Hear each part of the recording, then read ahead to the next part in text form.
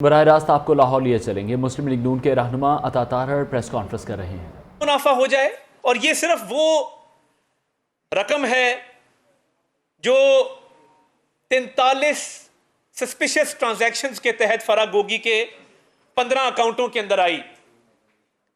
ये 43 मशकूक bank transactions हैं, 43, जिसके तहत ये 85 करोड़ रुपया उनके अकाउंट में आता है। और इसमें सबसे बड़ी बात यह है कि तकरीबन 70 करोड़ रुपया है जो कैश की शक्ल में आया है, कैश डिपॉजिट्स हैं। और ये कैश डिपॉजिट्स किस मद में आए? और ये जब एनआरओ दिया गया टैक्स एमनेस्टी स्कीम के तहत 32 करोड़ का, तो उसके बाद खुली छूट दे दी गई कि तुम्हें मैंने 32 करोड़ का, इमरान खान साहब ने कहा होगा फराह गोगी को कि मैंने 32 करोड़ रुपया तुम्हारा ब्लैक मनी वाइट कर दिया है, तुम्हारी मर्जी का एक डमी वजीर आला पंजाब में प्लेस कर दिया है, अब तुम्हें पूरा इख्तियार है, तुम अफसरों की पोस्टिंग ट्रांसफर करो, तुम रिंग रोड की अलाइनमेंट अपनी मर्जी के मुताबिक तय करो। और ये करते क्या थे? कोई भी सड़क बननी है, रिंग रोड बननी है, ये उसकी मंजूरी दिलवाने से पहले अरबों रुपए की अराजी वहां खरीदते थे।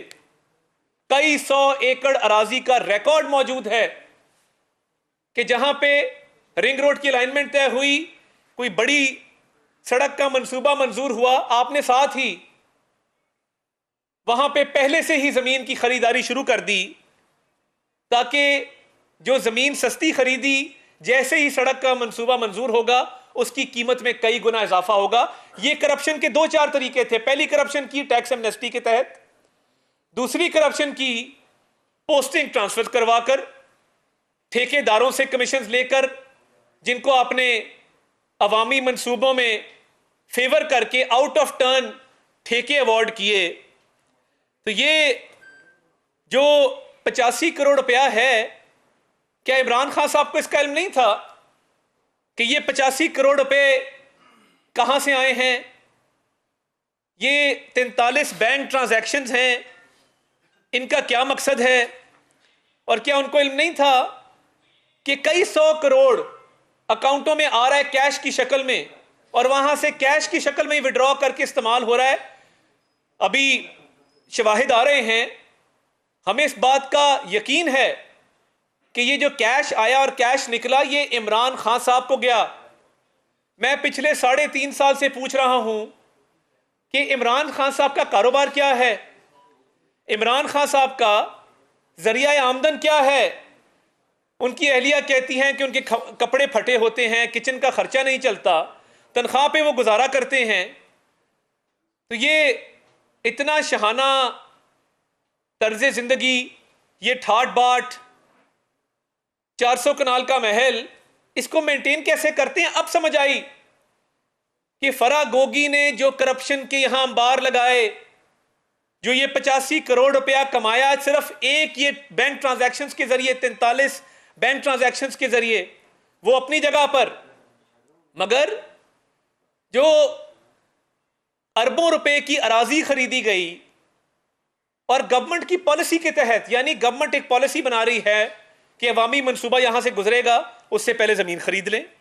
और ये देखिए, हमारे पास जो तफसीलात आई हैं, 50 करोड़ रुपया ये पे ऑर्डर्स के जरिए निकलवाया गया है अकाउंटों से। और ना सिर्फ ये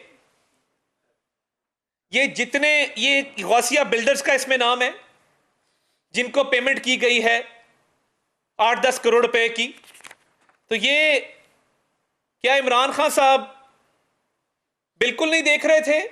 बिल्कुल उनका कोई ताल्लुक नहीं है फराह गोगी से? अगर नहीं है ताल्लुक, तो इमरान खान साहब का निकाह और उनकी शादी की तकरीब फराह गोगी के घर पे क्यों मुनक्कद हुई? और इमरान खान साहब ने इतनी खुली छूट क्यों दी कि पंजाब के अंदर सरकारी ठेकों में, अफसरान की पोस्टिंग ट्रांसफर्स में Farah Gogi all in all थी? फराह गोगी ने पंजाब पे हुक्मरानी की इमरान खान साहब की वजह से।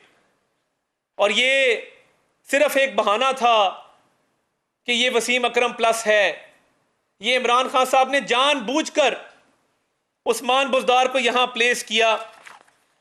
और ये देखिए कि ये जो असासों में इजाफा हुआ है, इसमें एक अल बुराक हाउसिंग प्राइवेट लिमिटेड ये अकाउंट है, इसमें ट्रांजैक्शंस हैं। गौसिया बिल्डर्स का अकाउंट है, इसमें ट्रांजैक्शंस हैं। ये 43 सस्पिशियस ट्रांजैक्शंस का जवाब फराह गोगी को देना होगा और ये वजह बतानी होगी कि जैसे ही इमरान खान साहब के इक़्तिदार को खतरा हुआ, जैसे ही नो कॉन्फिडेंस की मूवमेंट चली, जैसे ही ये खदशा पैदा हुआ कि इमरान खान साहब को इक़्तिदार से अलग होना पड़ेगा, तो ये दुबई क्यों चली गई? अगर कोई खतरा नहीं था। और मैं आपको ये बताता चलूं कि फराह गोगी को बाहर भगाने में इमरान खान का पूरा हाथ है। फराह गोगी को इमरान खान साहब ने खुद बाहर भिजवाया और इसलिए भिजवाया क्योंकि फराह गोगी ने इमरान खान साहब की ईमा पर यह सारी करप्शन की, उनकी नाक के नीचे की। और ये देखिए, ये वो सारे सस्पिशियस ट्रांजैक्शंस हैं, तमाम तर तफसीलात मौजूद हैं कि किस अकाउंट में कितना पैसा गया, किस मद में गया, और इसकी कोई मनी ट्रेल नहीं है। और ये तो वो अकाउंट है जो पकड़े गए हैं, जिनकी तफसीलात हमने हासिल की हैं। अभी तो बहुत सारे ऐसे मामलात हैं जो अनडिक्लेयर्ड हैं। दियान डेवलपर्स, अल मोइज प्रॉपर्टीज, अल बुराक हाउसिंग, ये सारी वो कंपनीज हैं जिनके तहत ये सारी करप्शन की गई है। और देखिए, यूएई में फ्लैट खरीदा गया, जो पाकिस्तान से बाहर असासे हैं उनकी मालियत अलहदा है। तो इमरान खान साहब ने मौके को गनीमत जाना और उन्होंने देखा कि मेरा बतौर वजीर आजम इस कुर्सी पर विराजमान रहना मुमकिन नहीं है, तो फराह गोगी को पाकिस्तान से फरार करवाया। हिम्मत करें, अगर इमरान खान साहब की बेनामी नहीं है और ये सारी करप्शन इमरान खान साहब की ईमा पर नहीं की गई, और ये सारी प्रॉपर्टीज, ये सारा पैसा, ये सारी कंपनियां, ये सारे मशकूक ट्रांजैक्शंस, ये अगर इमरान खान साहब की बेनामी ट्रांजैक्शंस नहीं है और असल मालिक पीछे इमरान खान और असल बेनिफिशरी इमरान खान नहीं है, तो फिर फराह गोगी को बुलाएं। उनको तो आपका कुर्ब हासिल था, उनका तो बनी गाला का रोज आना जाना था। आपकी फैमिली इकट्ठी बैठती थी, खाती पीती थी, उठती बैठती थी। तो क्या हुआ? आपने फरार कराया है। और मुझे खुशी हुई कि इमरान खान साहब फराह गोगी के दफा में खुद सामने आए। यह पहला सबूत है कि यह सब इमरान खान की ईमा पर हो रहा था और इमरान खान की बेनामी प्रॉपर्टीज हैं। अगर ये बेनामी प्रॉपर्टीज ना होती तो टैक्स एमनेस्टी स्कीम के तहत 32 करोड़ रुपए की छूट 2019 में इमरान खान ना देते। अगर ये इमरान खान की बेनामी प्रॉपर्टीज और ये बेनामी ट्रांजैक्शंस ना होते तो इमरान खान साहब फराह गोगी को मुल्क से फरार ना करवाते। आके तहकीकात का सामना करें। और ये गोगी बचाओ मार्च जिसका ऐलान किया गया है, ये कोई बैनुल अक़वामी साजिश नहीं है। ये वो साजिश है जिसके तहत पाकिस्तानी अवाम के हक पर डाका डाला गया है। ये वो साजिश है जिसके तहत अरबों रुपए की जमीन बनाई गई है। ये वो साजिश है जिसके तहत कई 100 करोड़ रुपए इमरान खान साहब ने कमाए हैं। अगर आप इतने सच्चे हैं तो अपना जरिया आमदन बताएं कि ये नया घर जमान पार्क का ये किसने बनवाया और क्यों बनवाया।